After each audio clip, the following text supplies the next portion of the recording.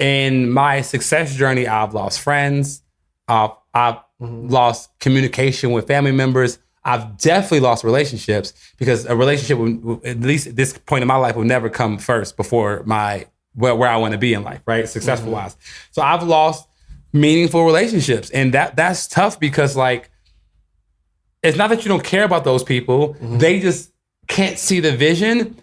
And it's frustrating to you because you're not saying, I don't like you, I don't want to spend time with you, you're not important. You're just saying what I'm chasing. If you could see what I see, like if I could give you these glasses to see the vision that I see, you would understand why I'm so focused and going so hard.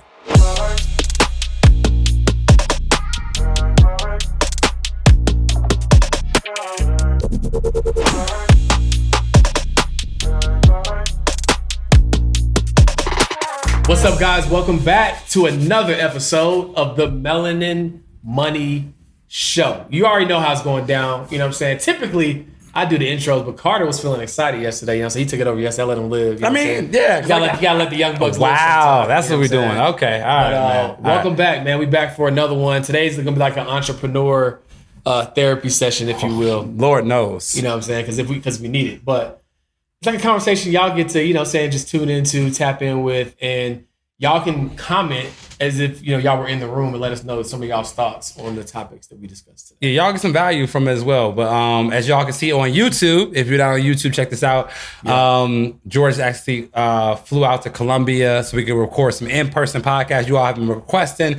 We want to see y'all in person. We want the vibe. We want to see y'all next to each other. Like the Zoom thing is cool, but like we want this to be an in-person experience. So George flew 20 hours. It was a trip. It was a journey. It was a journey. Let's say that. You know what I'm saying? It was a journey. Flew 20 hours to come meet me in Colombia, and we're at my studio getting some amazing podcast episodes in because we want to please the people. We want to please you all. So if you haven't, check this out on YouTube. Hit that like button, hit subscribe button, and this is the episode you want to watch because it's going to be the facial expressions, the laughs, the different variations and ways that this conversation is going to go because this is what we've been talking about for the past couple of days. He's been out here. We've been game planning for 2023 and just talking about the price of success. Like being an entrepreneur is a sport that most people don't understand that they're playing. Big facts. Right. And the price of winning, the price of success is a hefty one, but it's worth it. And somebody got to pay it. Somebody got to pay it, right? So we're gonna get into it, man. The price of success, right? So as you guys know, me and Carter have known each other since 2019. Our entrepreneur journey has evolved quite a bit since then. But with that evolution, right, there's been a lot of external things that people have seen and, wins, right, that people might attribute to the growth. But sometimes people don't always realize the behind the scenes that comes with it, right? Yeah, and I think it would be even dope to tell people because I feel like entrepreneurs, most successful entrepreneurs had a childhood or like a point in their life that made them be like, okay, I'm not going to take the normal track. Like I personally feel like coming from nothing gives you this type of feeling and type of persona that I have nothing to lose. Facts. Right? You know what I'm saying? So what, for you, what was it that, if you could name just one moment growing up that kind of made you kind of think that entrepreneurship is worth taking a risk? It's a risk. We're giving up guaranteed income. Yeah. 100%. To chase a dream. Yep. So what made you think that was worth it in the first place, bro? Yeah, so I've been an entrepreneur for a little while, and there's probably some I could go back that are deeper in the archives, but I think one that is most prevalent was when I got diagnosed with a giant cell tumor in my thoracic spine, right? So, I'm 28 years old. It's prime. You know what I'm saying? Healthy as can be. Just got back from the DR from the bachelor trip. And, I'm just feeling off. I'm thinking it's because, I'm tweaked something off a 500-pound deadlift. You know what I'm saying? That's what I'm thinking. Probably it was a deadlift, right? Yeah. So went to the massage therapist, went to a chiropractor, went to everybody, and just nobody could give me the answers I would need. And I kept getting progressively worse. So fast forward, they tell me that, well, the reason why you feel this way is because you have a tumor that grew inside of your spine, fractured it, right? And so now we got to remove the tumor and replace a part of your spine with metal rising screws, right? He says, I got good news and I got bad news. The good news is we can perform a surgery to remove it. The bad news is that you could potentially be paralyzed from the waist down because of where we have to do the surgery. It's like, but if we don't do the surgery, you're 100% guaranteed to be paralyzed from the waist down. so like, what's your choice, right? Rip the Band-Aid off, huh, Doc? Right. You know what I'm saying? And so at that moment where I'm like, woo, that's heavy, right? And so I go through it, have the surgery, have to relearn how to walk. My first, few months of marriage, not first years of marriage, first few months of marriage, right? And so it was quite the journey. But at that time, after going through that season, I'm like, yo, if I can overcome this, right, there is nothing else that could ever possibly be worse than this. Well, I have other scenarios that are unpleasant that I wish were easier, 100%. But there's nothing that could be worse, right? And so for me, it was that moment where I knew I wanted to take a chance and bet on me because it was a reminder that life isn't promised. Mm-hmm. And it's like, all right, well, if life isn't promised, I might as well promise myself that I'm going to give everything I have to live the life of my dreams. You know what I'm saying? Because I could always go back and get a job. Working was easy. Mm-hmm. You know what I'm saying? Like I look at some of my friends who like work remote or in tech or whatever. I'm like I could do 3 of those jobs. You know what I'm saying? Like it's easy. So and run up a crazy bag. 100K, 300K salary. All remote. You know what I'm saying? So like that was easy. So I knew worst case scenario, I could just do that if I wanted to. But really, I burned the bridge. I know I wasn't going back. You know what I'm saying? Yeah.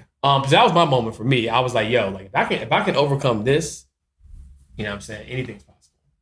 Facts. And I think that, man, so mine is similar scenario, right? Like, so, and I think that people need to understand that when you have something that happens to you early on in life or mid on in life, it is sent to test you, not to break you, right? Mm-hmm. It's sent to make you stronger and teach you how much you can overcome. So, I talk about the story all the time. My parents passing, and like literally to this day, my parents passing has been a superpower for me. Because you lose your mom and your dad, bro, it's like, this is rock bottom. Right. If I can overcome this, you think I'm a business? Come on now. Bankruptcy, debt, like, bro, I figured this out. I can figure anything else out. So I think losing my parents early on was like, yo, like, all right, bro, like, you got to figure this out. And if you can get through this, you can get through anything. So I remember like it was yesterday, me and my sister joke about it. I'm like, yo, like, should I quit this job? I'm like, start this business? She's like, What are you talking about? She's like, you can do anything. Like, you know what we've been through? Like, why is this even a question? Like, and I was like, all right, sis. I literally quit like within the next couple hours. Like, you know what I'm saying? Yeah. Because she gave me that freedom. So shout out to sis. Yeah. Okay, I can't disclose that information. Well, I just helped her close on the house. Hey. By the time this goes out, I helped her close on the house. So I'll be flying to Chicago to help sign the papers. Dope. When you going to Chicago? I don't know, bro. Whenever it's gonna be cold.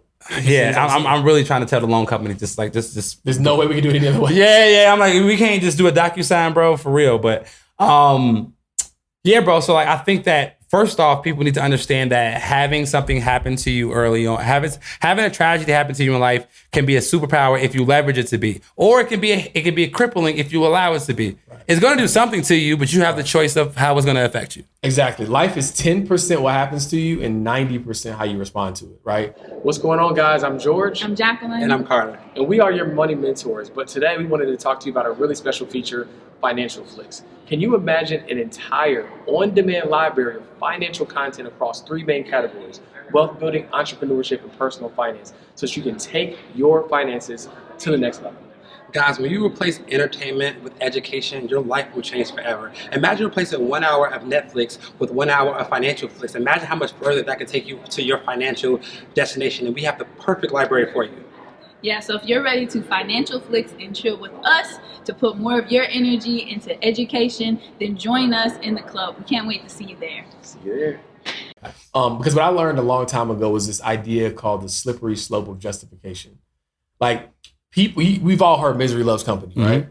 And so if I were to tell people, like, let's say that I was like 200 pounds overweight, and I would tell people, you know what, I used to be that guy in the gym, but what happened was I had this surgery. Mm-hmm. I never felt the same. I still have to get infusions every so often. So because of that, I've never been able to get back in the gym. People be like, oh, that makes sense. Yeah. Like, no one will look at me crazy if I told them and explained, showed them the pictures. Like, man, I understand, right? The problem is I'm the one that gets stuck with the life, right? I'm the one that has to live. They get to, shake their head, pat me on the back. And then they get to live their best life. Right. And, I'm the one that gets stuck with it. So it's a slippery slope because people will people will adhere and appease your justifications. Yeah. But you have to decide that no matter what, whatever my limit, we all have some level of limitation, right? There's somebody that's super rich and they have a family with a disability. There's someone that has the best family in the world, like they're married, right? Not lonely, but they have infertility issues, right? There's someone that is the most eligible bachelor in the world, most handsome guy in the world, but still feels like he can't find a woman he can trust. So everybody is going to have something, right?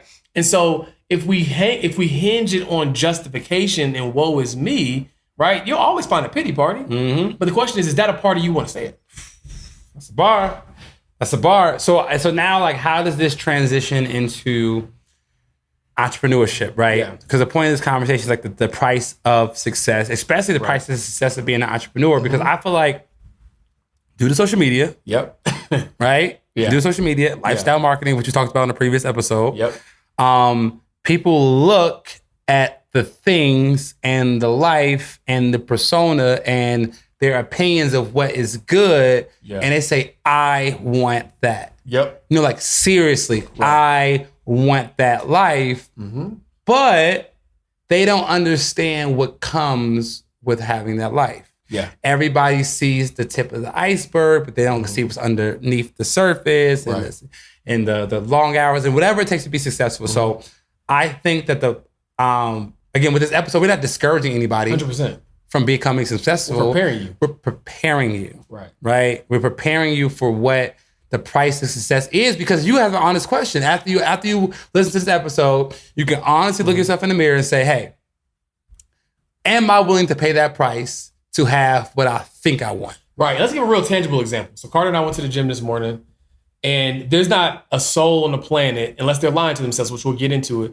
If he said, hey, do you want a six, just objectively, not do you want to work for it, but do you want a six pack? Most people will say, I'll take a six pack. Right. Do you want a nice body, lean, chisel body, or woman, nice salt, whatever it is, right? Most people say yes. Cool. Okay. Here's what you got to do to get it, right? We want you to drink a gallon of water a day. We want you to be in the gym about four times a week on strength training, 3 times a week at least on cardio and conditioning. We want you to eat a high protein diet, moderate carbs, right? We want you to do that for 6 months straight.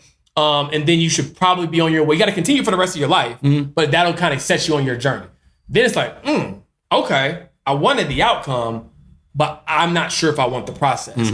And my big thing is this, because it's really hard to say out loud, but I would much rather people be honest with themselves. Like, you know what? Now that I've counted the cost, maybe I don't want the six pack, I want the flat stomach though. And that's okay.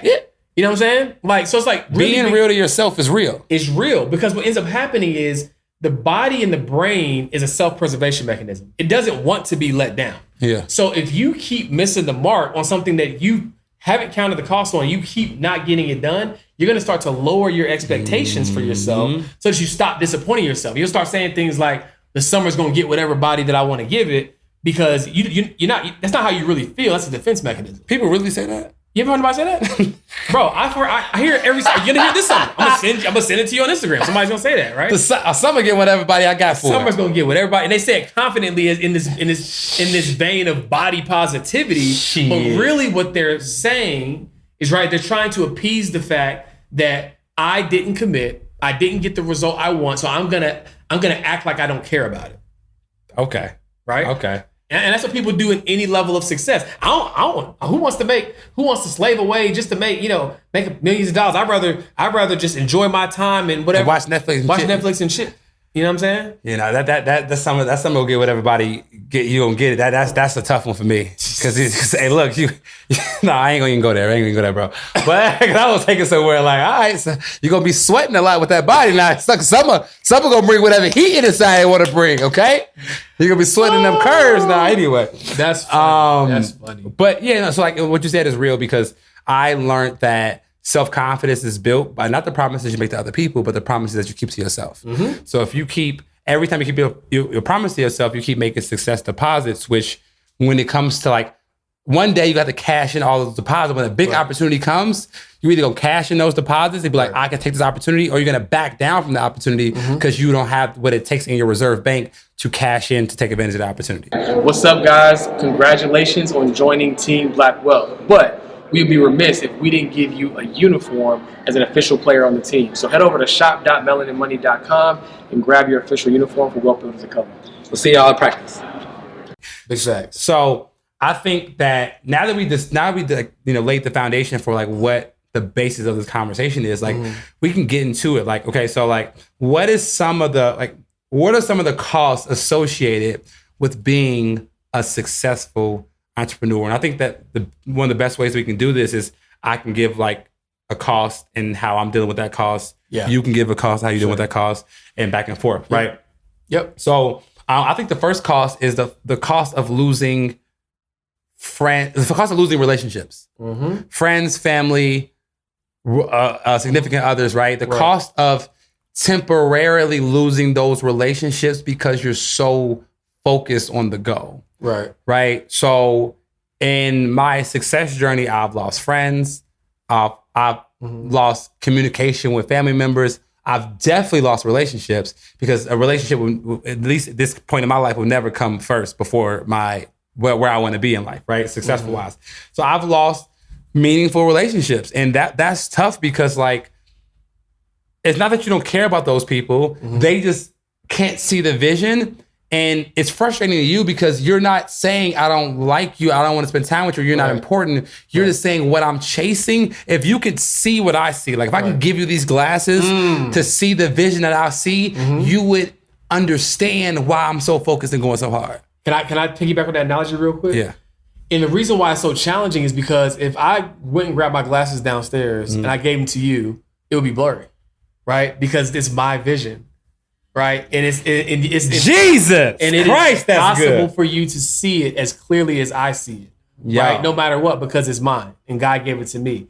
And so, if you don't have, and I think what comes into maturity in entrepreneurship is your ability to articulate to the ones you love. Because I know as younger me, oh my God, Madge can tell you, I've been married for 6, going on 7 years, but I have been with her for almost over a decade, right?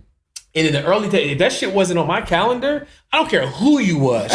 I was so rich. There was no fluidity in anything. She looked at me like, yo, you're such an asshole. Right? Like it wasn't on my calendar. I'm like, yo, like I don't care who it is. It could be my mom. You know what I'm saying? Like tell moms we'll get up next Thursday.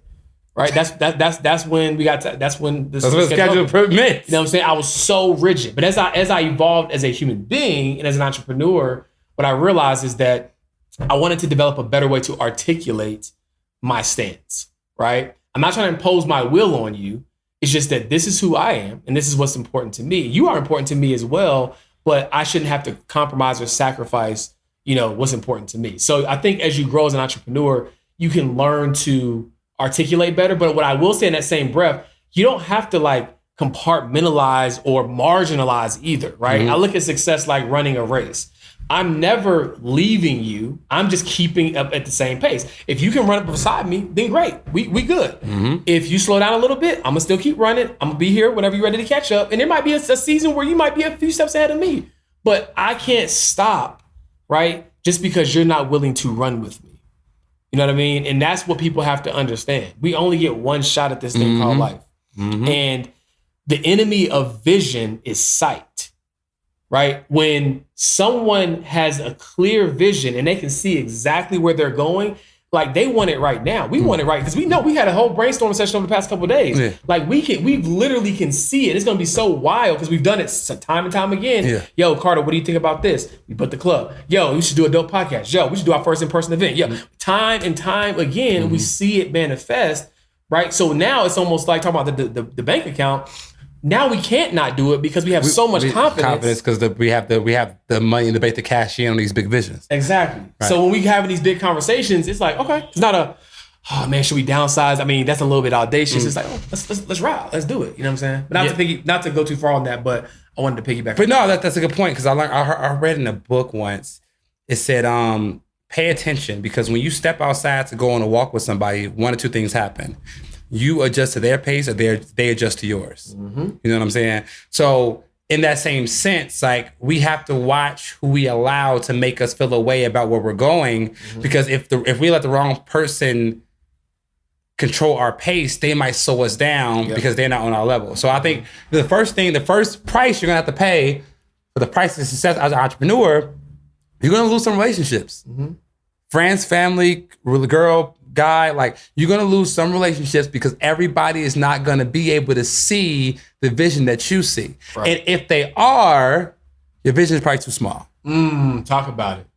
If everybody thinks that your vision is, you should go for that. Yeah, it's cool. No, that means your vision is too small. Right. You should scare people. You should make people laugh. You should because again, when people laugh at your vision, they're not laughing at you. They're like justifying to themselves that since they can't do it, you can't do it. So like when people say it to me, I'm like, okay, it's okay. You think you can't do it, and that's good because knowing who you are respectfully, I don't think you do it either. Like, you know what I'm saying? Like respectfully. So that's the price number one is relationships. Yeah, I would say price number two is, I would say almost like luxuries, right? In the beginning of your journey, right? It's like being willing to know that your business is the most important thing right now. And so there might be certain things you got to sacrifice on. And not even because you don't have the money in the bank, but because you know that if you take this fuel from your business, then it can't go as far, right? Don't judge me by what I show you. You should judge me by all the decisions of me not doing something, right? If y'all knew all the times I could do this, I could do that, and I don't do it because of what I'm delaying for the longer haul, right? That's hard sometimes, right? Because I always tell people I'm human just like you. I'm not this robotic entrepreneur who wants to just only eat healthy most of the time, wants to work 24/7. Like I'm consciously making these sacrifices and these commitments, right? I would love to blow a bag on some of the stuff that y'all would love to spend money on, but I know I got payroll to meet. I know I got a business to grow, and I need to have reserve capital to be able to do that, right? And so being willing to make that, especially in the early phases, being willing to make that sacrifice for the sake of the empire that you're trying to build. Because that's a hard thing to do, especially when you're actually doing well. It's easy to do when you ain't got no money. Yeah, you know what I'm saying? It's like, cause you can't go to the club this weekend, y'all got a business to run. You ain't got no money to go to the club this weekend. Exactly. It's like people saying, I ain't never cheated before. You ain't got no girl. What are you talking about? Or ain't nobody's looking for you. Nobody's looking for you. You know what I'm saying? Like, that's easy. You know what I'm saying? It's only difficult when you have choices. When you log into that online banking and it's comfortable. Like, matter of fact, it's really, imagine how hard it is when you have made more money in a weekend than some people will make in a decade, and you in Monday, you act like nothing happened. You have amnesia. You know, as Neo says, no scoreboard watching. Do you know what type of grit that takes to literally act like nothing? I remember Madge looked at me because I did something recently, and it went well. Yeah. And Monday was a regular fucking Monday, and she was like, "You're not going." I was like, that was yesterday. Yeah. You know what I'm saying? Like, we got stuff to do. Like, that type of mentality. But here's the thing. Here's how I explained it to her that finally shifted her paradigm on my work ethic. I said, the average person in America, if they do everything right, this is what they don't mess up anything. They can retire with $1 million at retirement, and they'll produce about 40 grand in income. But it's going to take them 35 to 40 years to get that $1 million. Right? So if it's going to take them 35 to 40 years to do that, and I'm going to need that plus about another 9 of them things. And I'm trying to do it in 30 years faster or 20 years faster. I'm having to collapse time. So yeah, I got to bust my ass for a season. You know what I'm saying? Like I'm literally collapsing time. But at the same token, as we always say, the quicker you get to your dream life, the longer you get to enjoy it. So you just got to have a paradigm shift. Yeah, I'm working this hard, but there's a means to an end, right? There's a means to an end. So when our friends are in their mid 40s and they're realizing like, oh shoot, I'm starting to lose steam. I'm tired. I can't be doing these long hours. And we out in the, just chilling on the yacht in the middle of the day, then it'll make sense. In the words of my good friend Curtis Walls, it's not for them to understand, it's for them to see. Right? It's not for them to understand, it's for them to see. And so as a part B of my cost, it's be willing to be misunderstood. What's going on, guys? My name is George Acheampong. I'm Jacqueline Shattuck. And I'm Carter Cofield. And we are the founders of Melanin Money. And the reason why we started Melanin Money is because we know that there's a great disparity when it comes to building wealth among people of color. We have a tremendous mission that we want you guys to join, right? Every single year, we want to help at least 1,000 people improve their net worth by $100,000, which will create $100 million of new Black wealth every single year. Can you imagine $100 million of new Black wealth every year? As it stands right now, for every $1 that a white family has, a Black family has a mere 10 cents to match that dollar. We want to increase the wealth in the Black community so that we can have equal opportunities. Simply put, we're about closing the wealth gap, and it starts with you. So, see you inside. Right? Be willing for it not to make sense to most people. If, like I tell Carter all the time, if just a few years ago, if we would have talked about some of the numbers that we are aiming for now, I would have been like, who are you scamming? Who are you stealing from? You know, we're supposed to be on the up and up. Like, bro, we can't do no dream scheming. Like, because your mind has to elevate to what's possible. And I know if I can feel that way just a few short years ago, I know that there's a person who's working a job, right, who just can't fathom it. And I don't fault them for that. Like, your belief system isn't there. And I understand, but I can't slow down as a result of it. Yeah, you can't be what you can't see. You know what I'm saying? So, like, I think that's very important. I think that luxuries are a big thing, man. Like, especially when you know you can afford it and you just don't do anything about it. You know what I'm saying? Like, and like, we will balk at a $1,000 shirt. Right. Like a Balenciaga, $1,000, no. But we go drop 50 grand in our investment account overnight and keep it moving. But okay, now on to the next thing. You know what I'm saying? Because we understand that is a temporary luxury we're willing to give up in order to have one of the results that we've been going so hard for. Yeah. So that's dope. Okay, so my next cost will probably be like, and I say sanity with all due respect. So here's what I mean by, like, you're gonna lose some sanity, and you're gonna lose some, I want to say sanity and relatability, right? Because, like, so a couple, you know, like, I don't want to phrase this. So when you're an entrepreneur, especially a successful entrepreneur, you see the world differently, and you forget that people can't see the world the way you see it. Right. So, for instance, one of the things that, like, you know, if you ask somebody, like, yo, you trying to, it's Tuesday at noon, let's go take this flight somewhere because I gotta go pull up. You know, I gotta go to New York to speak. You come with me, like, bro, come on. Like, you lose relevancy to, like, what's actually happening for most people. You know what I'm saying? Like I want to have I can't have certain money conversations with people because they're gonna think I'm scamming or bragging. Right. And I'm not trying to intimidate anybody. I just have to, like, learn, like, okay, that person, I can't have that conversation with them. And it makes me, like, feel like I'm losing connection with certain people. Right. And that makes me lose sanity, right? Because now I have a really, really close-knit group of friends that I can call about a certain problem and they'll understand what I mean. Like, hey, bro, like, I did this play and it only made me $50,000.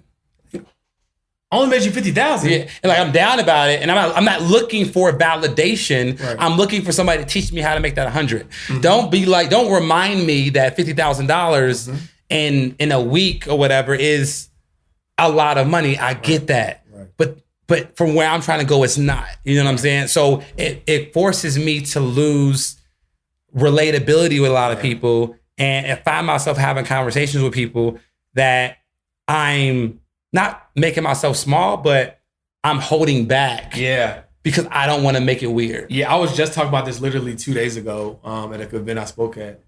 And I was like, I found myself, like, when I go to, like, some family functions. Oh my God. Right. How I just don't talk business at all. But I'm trying to find balance, right? Because Madge was like, we had our event in December, and she was getting them. She's like, why didn't you invite so-and-so? Why didn't you, like, make it a big deal? I'm just like, and I can't remember exactly what I said, but I'm just like, I don't have the time to, like, try to slow down to tell them about it. And then when I do it, it feels like, oh, I'm big time, or, like, you know what I'm saying? Like, you know, so it's this fine line between, you don't want to alienate the people you love, because there are people that genuinely do want to support you. You know what I'm saying? Like, who really are rooting for you.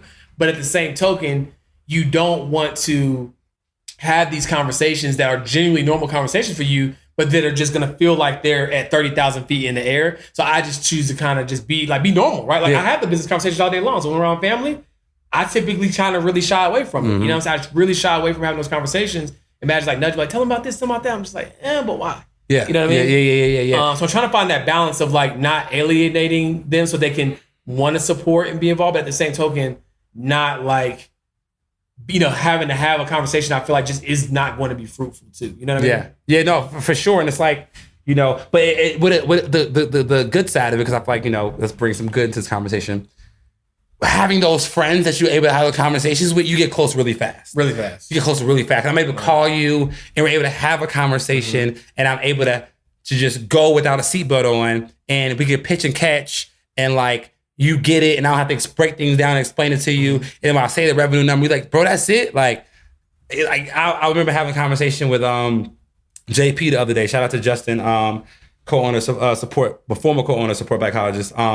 And we was just going back and forth, and I told him a play that what I was trying to make. Like, bro, that's too low because you can do that right now. Like, if you're trying to like really push yourself, stretch yourself, you gotta do this, you gotta do that, you gotta do that, bro. And it's like, thank you. You know what I'm saying? So the sucky part is that you kind of lose older relationships and you kind of lose connectivity.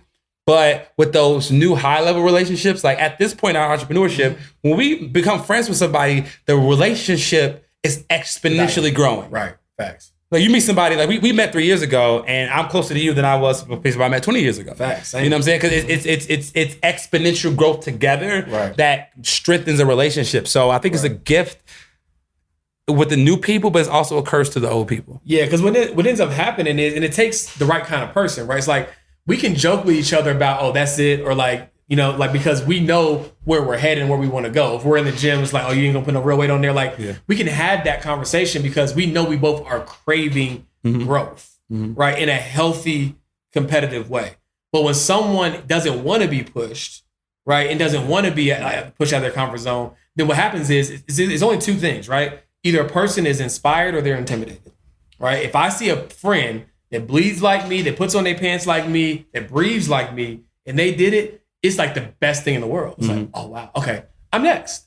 Right? It's the best. Oh, bet. It's this bet. You showed me that was possible. Oh, bro, thank you. It's the best thing you could have did for me. Like, you showed me it's possible, it's over with. And so, but for other people, they fade to black because it's like, oh, this is what this environment is going to be, and I am not continuing to level up. So who wants to keep showing up and they haven't leveled up? Right? No one wants to keep showing up. So they'll eventually fade to black. Right? Because they don't want to be the person that's constantly not having something good to say.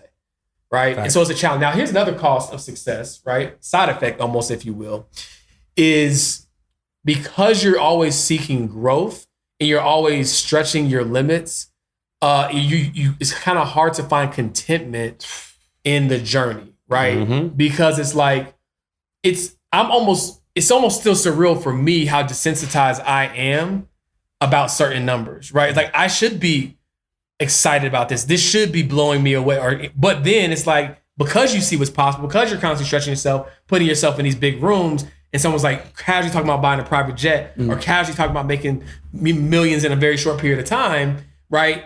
Your belief system is unlocked. And so what ends up happening is what used to seem like big to you now seems like a Tuesday. Yeah. You know what I'm saying? So that's, while I think there's greatness in that, it also can be challenging because at what point do you find a level of contentment where it's like, it's okay to smell the flowers. It's okay to like enjoy this. It's okay to celebrate this. This is a huge milestone, right? And I think that's the hardest thing because we're you know, as entrepreneurs, we're under the entitlement, like no scoreboard watching. Like because our income is unlimited, our income is also could be zero. So just because you had a big day, that doesn't mean tomorrow's gonna be a big day. The next month could be a bad month. It could be a $0 month. And due to that fact, it's like a never-ending chase for what we think we want. And it really does suck because like, and guys, like we're not, it's not pouting. It's just like we're this is therapy for us. Right. This is literally therapy out loud. Therapy out loud. Yeah. You know what I'm saying? Like, I personally remember when, you know, earning 7 figures, like earning $1 million was the goal. Earning, whether it was a, you know, whatever, however, like 12 months, 16 months, like just having a time I could like go back to my P&L and be like, all right, from in the last 2 years, I made a million, like, you know what I'm saying? Like whatever, like that, I put it on such a pedestal. Then when it happened, there was very little celebration. And, you know, if people are like, you know, you hate to complain about that. It's like when you get to meet like a superhero, then you meet him and they're not what you want him to be. You know what I'm saying? And then you just kick the goal down further, and it's really hard for us to celebrate. And for me, like personally, I feel a lot of guilt celebrating. Like it's really hard for me to relax. I remember, like, I think it was 2 weeks ago. I had a free day, and I got my work done the day before, and some meetings got canceled. And I tried to relax, and literally I felt this like cloud of guilt over me for relaxing. Yeah. And I was like, yo, this is fucked up. Like, you know what I'm saying? Like, for real. Like, yo, like, it's a Wednesday, and because it's Wednesday at midday, and I want to sit back and watch The Office, I watched like 2 episodes, but I didn't enjoy it because then the whole time I'm watching it, I am feeling like, why aren't you reading? Why aren't you doing this? Why aren't you doing that? Like, there's always work to do. So it's a really, because we can, like, people think that because you're an entrepreneur, like, you got all your time to yourself. You can do whatever you want. But like, if you're a high level entrepreneur, you're not going to take that time to do whatever you want. Right. You're not going to like just sit and relax because you know what can be done if you don't relax. 100%. And almost like goes into another topic that we were going to touch on that maybe we'll expound upon in another podcast. But like, when you start to understand how valuable your time is, because of the value that you bring to the world, it's hard not to like do something with that time, right? And so, again, I'm not saying it's bad. I'm not saying it's good. I'm just saying it is one of those things where it's like, man, it almost like it would be nice. You know, I say ignorance is bliss. Like sometimes I wish I see people sometimes like I wish I could just have that level of just like carefree. But listen to what we said. What you're saying is so real. Like but when you're at a job, right? We had a job. You're looking at an entrepreneur like, man, if I had his life and I had his free time, I'd do whatever I want. Right. And then you like become an entrepreneur. You become a high level entrepreneur, and then you realize like how much your time is worth. So you don't take any time off. Then you see somebody off work, sitting and watching Netflix. Cool. And you be like, man, I wish I had that peace of mind to just like sit and binge watch TV for 3 hours. Right. Like, you know what I'm saying? Employees are literally watching the clock. It's taking all day for the day to end. We never have enough time. Yeah. In a crazy paradigm, entrepreneurs feel like, man, there's never enough time. But yeah, most employees are like, you know what, man, I can't wait for 5 o'clock. And so here's where I think the solve is. Scary as hell, man. The solve is fulfillment and purpose, right? Because the milestones, the money, right? It's only going to get bigger as you continue to grow and evolve. And so at some point, it's like, okay, it has to be bigger. Yeah.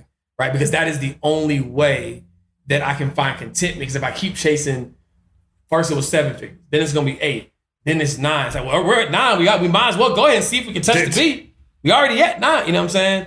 And so at some point it has to become, and that's why and to be honest, shameless plug, that's why we created this platform. Yeah. Right? Because if it was about the money, I guarantee you wouldn't be recording podcast episodes at 11, whatever time it is at night. Yeah. In Colombia. And right? flying 20 hours to do it in person. Exactly. Yeah. It's about fulfillment because there's so many people that we can reach and teach and impact through this medium.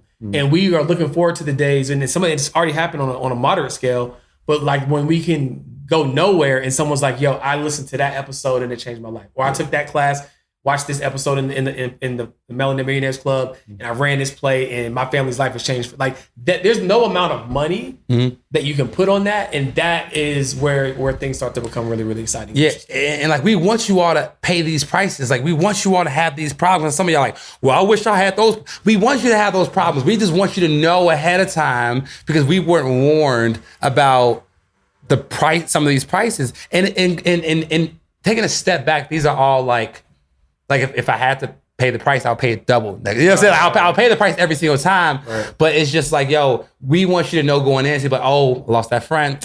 They told me this was gonna happen. Cool, I'm ready for it. Oh, that person called me big time. That person called me brand new. That person keeps saying must be nice. When you know what? Like, I get it, and I'm willing to pay that price. Because let me tell you something. All the stuff we're talking about right now, guess what? The price is worth it, and then we pay it 7 days a week and twice on Sunday. Big facts. Okay, it's worth it. We just want to make you all aware, and we're just making ourselves aware. Like, I never thought about that paradigm of me being an employee, looking at entrepreneurs, wishing I had their time, and then being an entrepreneur, looking at an employee off work, being like, man, I wish I had his mindset, carefree, and just, laissez-faire attitude. So, we're learning as we're growing. We want you to learn and grow as well. And I feel like this what we're doing right now is such a like authentic, real like episode, and people get to see like, not only who we are, but some of the things that we struggle with as high level entrepreneurs. 100%. And one of the things I want to leave you guys with is, at the end of the day, the price is the price, right? So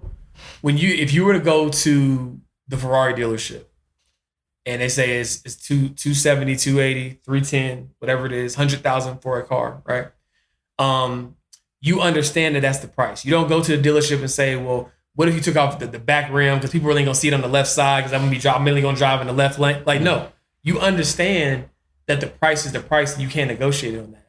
So when it comes to your future, when it comes to your success, you have to understand once you've identified the life that you want, that the price is the price.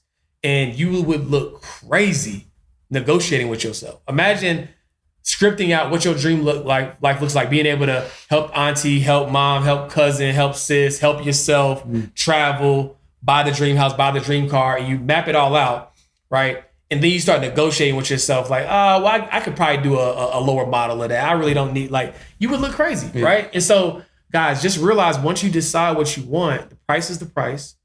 Don't negotiate with yourself and get in community, right? Because it is hard, right? So when I first started entrepreneurship, like, yeah, we're in these masterminds and we got business partners now and all that kind of stuff. But when I first started, it was a lonely journey. There was no community. There was no place. And that's why me and him like started our first mastermind, right? That was the first mastermind. Every other week.